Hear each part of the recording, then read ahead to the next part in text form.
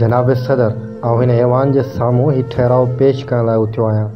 हीअ असेंबली सिंध सरकार खे सिफ़ारिश थी करे त वाइसराय हिंद जी मार्फत बादशाह सलामत जे हुकूमत खे सूबाई सिंध जे मुसलमाननि जे जज़्बात ऐं ख़्वाहिश खां वाक़िफ़ करे, जीअं त हिंदुस्तान जा मुसलमान मज़हब, फ़लसफ़े हयात, मुआशरती रस्मन, अदब, रवायात, सियासी ऐं इक़्तिसादी अक़ीदनि जे जुदा हुअण सबबि हिकु जुदागाना क़ौम आहिनि ऐं हिकु जुदा क़ौम हुअण जी हैसियत में हिंदुस्तान जे जंहिं खिते ज़मीन में हू अक्सरियत रखनि था, उते हू आज़ादु ऐं ख़ुदि मुख़्तियार क़ौमी हुकूमतनि क़ाइमु करण जा हक़दार आहिनि।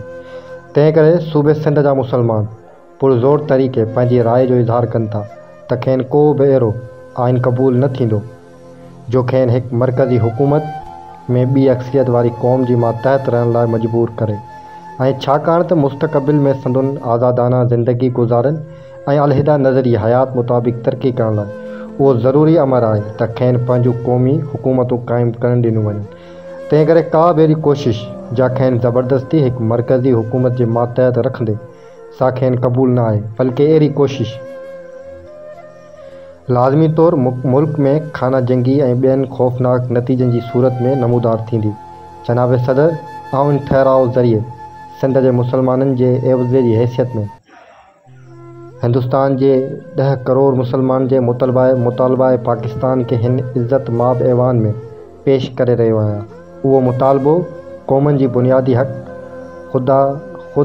ख़ुददारदी जे उसूल मुताबिक़ मुसलमाननि जे हक़नि जी हिफ़ाज़त लाइ ज़मानत जी सूरत रखे थो। दुनिया अॼु सियासत जे उन ई इर्तिक़ाई दौर मां गुज़री रही आहे जो दौर हर क़ौम खे हिकु जहिड़नि मौक़नि ऐं हिकु जहिड़नि हक़नि सां आज़ादी जी नेमत मारण लाइ उमीदूं ॾियारे रहियो आहे।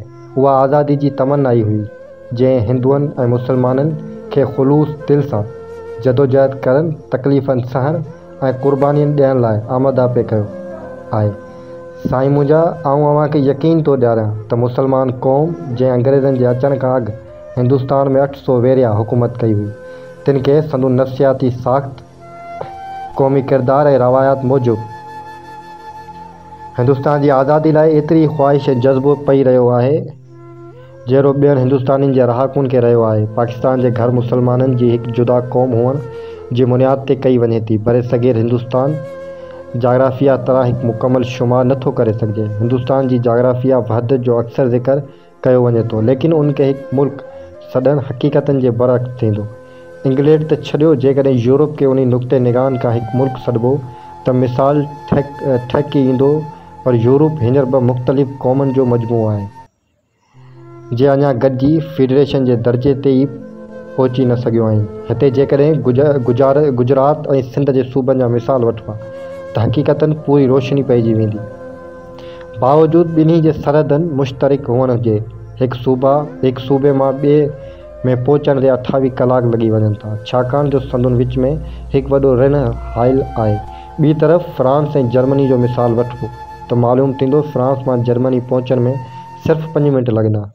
मथे मिसाल मां ईअं पतो पइजी सघंदो त जाग्राफ़िया वहदत जो दलील केतिरे क़दुरु ग़लति ऐं बेबुनियाद आहे। हिंदुस्तान बरे सग़ीर थी सघे थो यूरोप, अफ्रीका, उत्तर ॾखण अमरीका जा मिसाल ई साणुसि पूरी मुशाबहत रखी सघनि था। उन ई हिंदुस्तानी जाग्राफ़ियाई वहदत वारी दलील जी बुनियाद ते यूनाइटेड स्टेट्स ऑफ अमरीका हक़ बजानिब रहंदी, जेकॾहिं उहा ई तक़ाज़ा करे त कैनेडा ऐं मैक्सिको जी जाग्राफ़िया तौरु हिन सां मिलियल आहिनि से हिन सां शामिल कया वञनि। अहिड़ी तरह अर्जेंटाइन, पीरू ऐं चिली खे हिक ॿिए खां जुदा रहण जा बि सबबु कोन रहंदा। कैनेडा ऐं यूनाइटेड स्टेट्स जा रहाकू न सिर्फ़ु साॻी नस्ल जा आहिनि, पर ॿोली बि हिकु ई ॻाल्हाइनि था।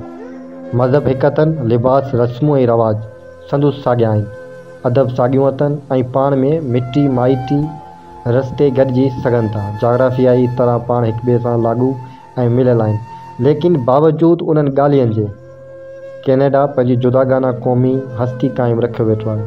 साॻी तरह ॾखण अमरीका जो मथे ज़िक्र कयल क़ौमूं जे हिकु ई जाग्राफ़ियाई खिते में रहनि थियूं से घणो करे अस्पेनी नस्ल जूं आहिनि। ॿोली साॻी अथनि, वेस साॻियूं अथनि, मिटी माइटी में गॾिजी सघनि थियूं। उन में ज़ाहिरी का बि अहिड़ी ॻाल्हि न आहे जा हिक खां ॿिए में मुख़्तलिफ़ हुजे। त बि हू पंहिंजे नमूने जुदा रहण खे पसंदि कनि था ऐं मुंहिंजनि का बि अहिड़ी निशानी ॾिसण में कान नथी अचे जो हू फेडरेशन ठाहिण या गॾिजण लाइ तयारु हुजनि। साॻी हालत चीन ऐं साइबेरिया जी आहे। जोग्राफियाई तौरु हिक ॿिए सां नज़दीक आहिनि, नस्ल बि साॻियां, तॾहिं बि साइबेरिया चीन सां गॾिजी रहण जे एवज़ यूराल जबलनि जे ॿिए तरफ़ वारे मुल्क रशिया सां ई ॻंढियल आहे। उन्हनि मिसालनि खे नज़र में रखंदे जोग्राफियाई वहदत खे मुतहद क़ौमी वजूद लाइ दलील ठहिराए नथो सघिजे। हाणे अचो त ख़ुदि लफ़्ज़ नेशन जी माना ते गौर कयो। लफ़्ज़ नेशन नेटन्स धातु मां निकितल आहे, जंहिंजी माना ॼावल थींदी आहे, जंहिंजो लाॻापो ऐं वास्तो असल नस्ल सां आहे। उहो साबित थियल अमर आहे त जर्मन ऐं स्लोवक माण्हू साॻई नस्ल जा आहिनि। शारलीमीन जे फ्रांस में ॿई शामिल हुआ। मथे आउं ॿुधाए आयो आहियां त फ्रांस ऐं जर्मन जोग्राफियाई तौरु हिकु मुल्क थियणु घुरिजनि। साॻी हालत संदुनि नस्ल जी बनस्बत बि आहे। ज़बान जी नुक़्ते निगाह खां संदुनि ज़बानूं इंडो जर्मनिक या इंडो यूरोपियन ग्रुप मां आहिनि। उन ई ॿिन्ही मुल्कनि जी हिकु गॾियल जमहूरी हुकूमत ठही सघे थी, पर जर्मन तौरु फ्रांस कॾहिं बि उहा ॻाल्हि क़बूल कंदा। वधीक अव्हांखे यादि ॾियारींदुसि त फ्रेंच अदब बि 2 सदियनि ताईं जर्मन पढ़ियो ऐं पसंदि कयो। जर्मन ज़बान जे अदब खे तरक़ी ॾियारण में फ्रेंच अदब जो वॾो हिसो आहे। जहिड़ी तरह फ्रेंच अदब जर्मनी में आम जाम पढ़ियो वेंदो आहे, अहिड़ी तरह जर्मन फ़िलासफ़ी फ्रांस जे यूनिवर्सिटियुनि में सदियनि ताईं पढ़ाई वेंदी हुई। हू मिटी माइटी में गॾिजनि था, रस्मनि रवाज अक्सर साॻिया अथनि।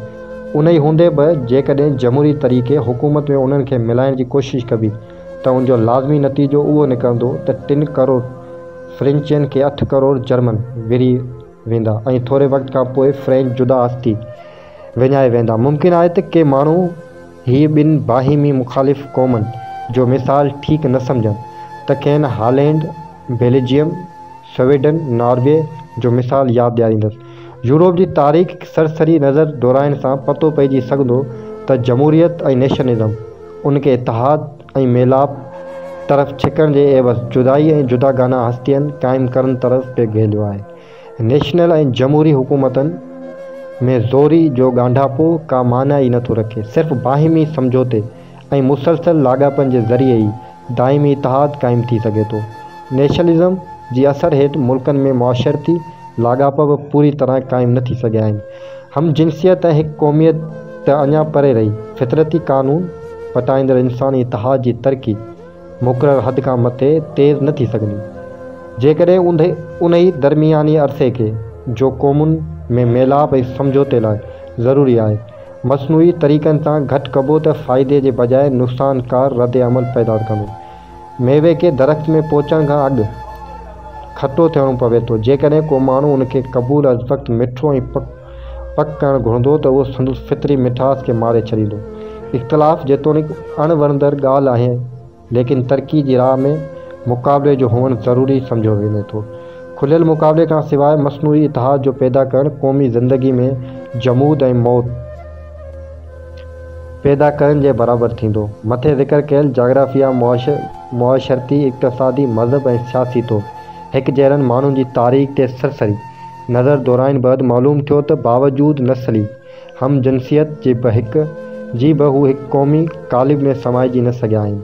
हाणे अचो त हिंदुस्तान जे हालतुनि ते नज़र दोहरायूं। मूं अॻु में हिंदुस्तान जे सिर्फ़ु 2 सूबनि गुजरात ऐं सिंध जो मिसाल पेश कयो हो त हिननि खे हिकु जोग्राफिया ख़ितो लिखे हिकु क़ौम शुमार करणु केॾो ॾुखियो कमु आहे, त पोइ बंगाल जे विचनि इलाइक़नि मद्रास वग़ैरह जी मुशाबहत करणु त अजाई ज़्यादा मुश्किल मसइलो थी पवंदो, जिते जा रहाकू हिक ॿिए जी ज़बान बसि सम्झी नथा सघनि। हाणे जेकॾहिं असां उन्हनि जी मज़हबी नुक़्ते निगाह खां भेट कंदासूं त मालूम थींदो त उन्हनि मां हिकु फ़िरक़ो ॿिए सां सोशल तालुकात बि रखणु नथो घुरे। गुजराती ब्राह्मण जो न सिर्फ़ु लिबास मुसलमाननि खां अलहदा आहे, पर जेकॾहिं मुसलमान जो हथु या सिर्फ़ु पाछो उनजे खाधे ते पवे थो त हू उहो खाइण जे एवज़ उछाए छॾण खे ज़्यादा पसंदि करे थो। पाण में माइटियूं करणु त वॾो मुश्किल कमु आहे। पनगती जुदाई हिननि में हिकु आम क़बूल कयल उसूल थी वियल आहे। उनमें ई हिन वक़्तु संदसि बाहिमी अमन अमान जी ज़मानत आहे। मंझंदि हिक ॿिए जे वेझे अचण या पनगती मिलावट जी कोशिश रद्द अमल जे तौरु पाण मंझंदि बाहिमी फ़सादनि जी सूरत पई इख़्तियार कई आहे। को पुछे त संदसि इख़्तिलाफ़नि जी बुनियादी वजह कहिड़ो आहे त उन जो जवाबु मिलणु ॾुखियो कोन थींदो। हिन ज़माने असां जिन ॻाल्हियुनि खे नज़रियनि जे नाले सां सॾियूं था तिन खे अॻे वक़्त में मज़हब नालो ॾिनल हो। जमायतूं बि अॻे मज़हबी नुक़्ते निगाहनि खां ठहंदियूं हुयूं। यूरोप जा तरक़ी पसंद अनासिर ऐं जदीद ख़्यालनि जा हामिल घणियुनि तकलीफ़नि ऐं क़ुर्बानीनि खां पोइ उन्हनि उन ई मज़हबी तंग ख़्यालीअ जी भेड भावनि खां मसपान जो छॾाए सघिया आहिनि। लेकिन पुठिते पियल मुल्कनि जा क़दामत पसंद फ़िरक़ा अञा ताईं फ़िरक़ेबंदी में पनगती भावुनि में फाथा पिया आहिनि ऐं दुनिया जी इर्तिक़ाई रफ़्तार में पोइते रहिजी विया आहिनि। हिते जी क़दामत पसंदी जो सबूत उन मां मिलंदो त ॿुध धर्म जो हिंदुअनि जे मज़हब में हिकु इर्तिक़ाई क़दम हो जो सोसाइटी जी घणियुनि ख़ामियुनि खे मिटाए अॻिते वधाए सघे थो। तंहिंखे हितां जी क़दामत पसंद गुरू क़बूलनि जे एवज़ मुखालिफ़त करे थुॾे ॿाहिरि कढी छॾियो ऐं उन वञी सेलोन बर्मा चीन ऐं थिबेट में पनाह वरिती। जाहिल ब्राह्मण अञा चवनि था त गौतम बुद्ध हिंदू धर्म खे ख़तमु करणु आयो हो। बुनियादी तरह ब्रह्मनिज़म नाम मिशनरी ऐं क़दामत पसंद मज़हब रहियो आहे। संदसि चवण मुताबिक़ ब्राह्मण सिर्फ़ु ॼमी पैदा थींदो आहे, ॿियनि मज़हबनि मां शुद्ध थी ब्राह्मण बणिजी नथो सघिजे। को बि माण्हू केतिरियूं बि शर्तियूं या समर्थियूं खणी ॼाणींदो हुजे ऐं नस्ल बि आर्या मां छो न हुजे, पर ब्राह्मण थी सघे थो त ख़तरी अलबत्ता वेश या शूद्र बणिजण लाइ रस्ता खुलियल अथनि। जॾहिं कंहिं नस्ल या फ़िरक़े जो जोड़जक अहिड़ो महदूद ऐं सख़्तु थियल हुजे जो उन में कंहिं बि फेर फार जी गुंजाइश न हुजे त जेसीं ताईं उन्हनि हालतुनि में तब्दीली न आई आहे उहे तेसीं ताईं उते जमहूरी ऐं नेशनल हुकूमत ऐं आसानी सां उन ते अमल दरआमद थियणु मुश्किल पियो नज़र अचे। हाणे अचो त हिंदुस्तान जे ॿिनि मुखिया मज़हब हिंदू धर्म ऐं इस्लाम ते बहस करे ॾिसूं था। उहे पंहिंजनि पोइलॻनि खे गॾे हिकु क़ौम बणिजण लाइ केतिरे क़दुरु पाण वटि गुंजाइश रखंदा। मौजूदा हालतुनि में हू हिक ॿिए खां ज़िंदगी जे केतिरनि मसइलनि में इख़्तिलाफ़ रखनि था। उन्हनि जा रस्म रवाज अदब इक़्तिसादी नज़रिया अलॻि आहिनि। मुसलमान फ़लसाफ़ी इंसान खे आज़ादु फ़र्द तस्लीम कंदे हिन खे ज़िंदगी जी राह में तरक़ी करण लाइ कुशादे मैदान ऐं आज़ादु अमल जो सबक़ ॾिए थी। ॿिए तरफ़ हिंदू फ़लसाफ़ी कर्म जे नज़रिए में एतिक़ाद रखंदे फ़र्द जो दायरे अमल महदूद रखंदी अचे ऐं खेसि गुज़िरियल कर्मनि जे मोहताज रहण जो दर्स ॾिए थी। मुस्लिम फ़लसाफ़ी जमायत ऐं फ़र्द जे फ़र्दनि सां मसावात ऐं बराबरी जे उसूल ते तालुकात क़ाइमु करण जी हामी आहे।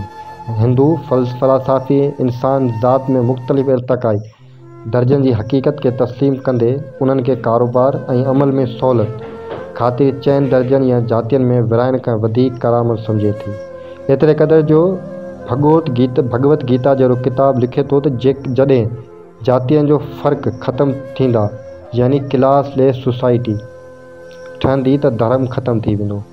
मज़हबी फ़लसाफ़ी जे नुक़्ते निगाह खे हिकु तरफ़ छॾे जेकॾहिं पनगती ख़्याल सां उन मसइले ते गौर कंदासूं त बावजूदु 1000 साल हिक ॿिए सां गॾु रहण जे उहे पनगती तौरु हिक ॿिए खां जुदा थियो बीठा आहिनि।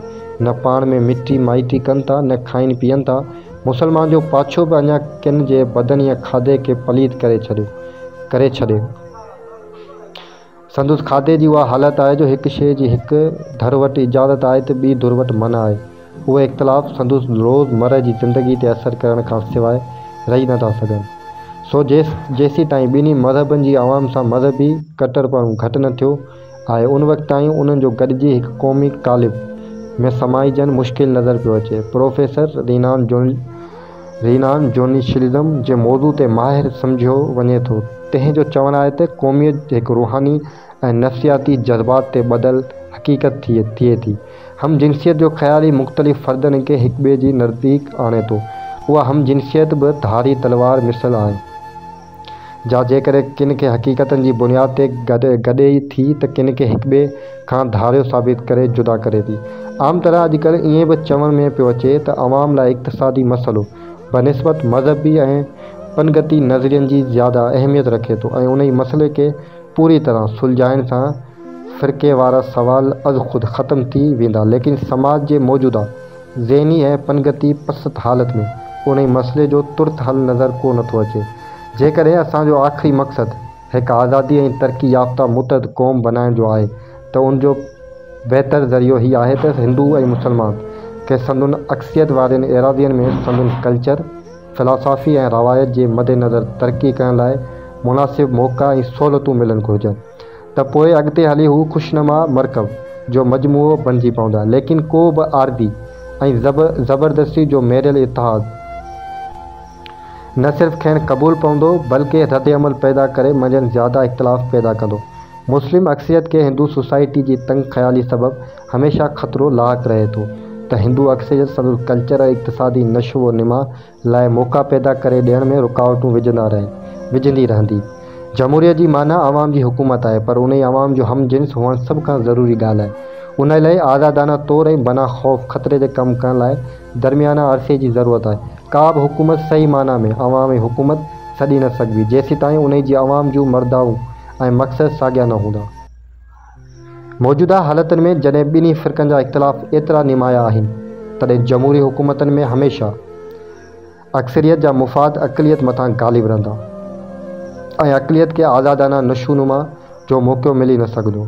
असां अॼुकल्ह हिटलर ऐं ॿियनि डिक्टेटरनि खे ॾोह था ॾियूं त हू पंहिंजी राय माण्हू मथां ज़ोरी मिरनि था, लेकिन ज़रा गौर करे ॾिसंदा त हिंदुस्तान में जॾहिं 30 करोड़ हिंदू बिना समझौते जे हुकूमत जी वाग हथ में वठंदा त 10 करोड़ मुसलमाननि जी कहिड़ी हालत थींदी। हिन वक़्तु जॾहिं ही ॿई मुखिया मज़हबी गिरोह सियासी ताक़त जे हुसूल लाइ मुक़ाबिलो करे रहिया आहिनि, तॾहिं उन्हनि लाइ ॿ तरीक़ा खुलियल हूंदा। हाणे हिंदुस्तान जी आबादी 1 अरब खां मथे आहे, जिन में 30 करोड़ जे लॻभॻि मुसलमान आहिनि। हिकु त वॾो गिरोह नंढे गिरोह खे हज़म करे पाण में मिलाए वञे, या ॿिन्ही खे आरज़ी तौरु जुदागाना नशोनुमा करण लाइ मौक़ा मुयसरु कया वञनि।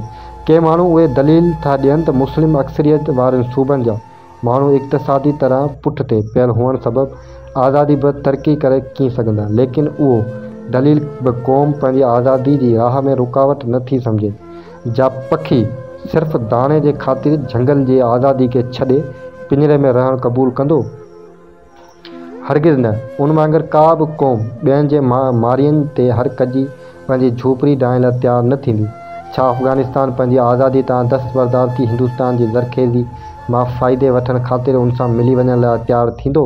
उन करे पाकिस्तानी रियासत लाइ इक़्तिसादी पस्तीअ जो डपु पैदा करणु बेमाना ॻाल्हि आहे। मूंखे उमेदु आहे त असांजो हिंदू भाइर जे आज़ादी जे हुसूल लाइ हर तरह जूं क़ुर्बानियूं करे रहिया आहिनि, से मुल्क जी हालतुनि खे नज़र में रखंदे मुस्लिम लीग जे लाहौर वारे ठहराउ मूजिबि मुसलमाननि खे संदसि अक्सरियत वारनि सूबनि में आज़ाद रियासतनि ॾियण जो उसूल क़बूल कंदा। अहिड़ी तरह हिंदुस्तान जी सियासत खे सुलझाए आज़ादी हासिल करण लाइ रस्तो साफ़ कंदा। जनाब सदर, आउं पंहिंजी तक़रीर ख़तमु करण खां अॻु हिकु इतफ़ाक़ी वाक़िए जो हिते ज़िक्र कंदुसि। अॼु 3 तारीख़ हिंदुस्तान जे अज़ीम हस्ती महात्मा गांधीअ जे फ़ाक़ा इफ़्तार करण जो ॾींहुं आहे, जंहिं सारी ज़िंदगी हिंदू मुस्लिम इतिहाद खे क़ाइमु करण लाइ जदोजहद पे कई आहे। मूंखे उमेदु आहे त महात्मा खे हेतिरनि कोशिशुनि बैदि महसूसु थियो हूंदो त मुल्क जे पस्त हाली सबबि तुर्त वहदत हिंदुस्तान जी पैदा थियण जो आसिरो न आहे, जेसीं ताईं के कुझु अरसे गुज़रण बैदि उन लाइ हालतूं साज़गार न थियूं आहिनि। हिंदुस्तान जी धारियुनि जी ग़ुलामी खां आज़ादी, साम्राजी हुकूमत खां निजात तॾहिं ई हासिल थी सघंदी जॾहिं मुस्लिम अक्सरियत वारनि सूबनि में मुसलमाननि जी अलहदा हुकूमत बर्पा करण जो उसूल क़बूल कयो वेंदो ऐं हर का उहा कोशिश या बाहिमी समझौते खां सवाइ सिधो अंग्रेज़नि सां मसइले हल करण ज़रिए कई वेंदी, सा मामले खे दुरुस्त करण जे एवज़ पाण बिगाड़ींदी ऐं मुल्क में अंग्रेज़नि साम्राज्य जी हुकूमत जे अरसे खे घटाइण बदिरां उन जे वधण जी बाइस बणंदी। महिरबानी।